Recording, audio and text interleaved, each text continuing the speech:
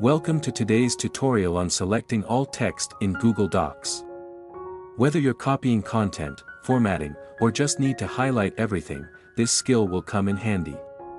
Let's dive in. 1. Use the keyboard shortcut, press Ctrl+A, Windows/Linux, or Command+A, Mac.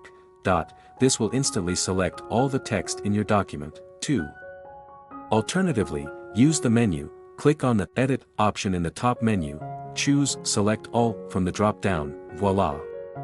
Everything is now selected. Congratulations! You've learned how to select all text in Google Docs. Keep using this shortcut to save time and streamline your work. If you found this tutorial helpful, don't forget to like and subscribe. Thanks for watching.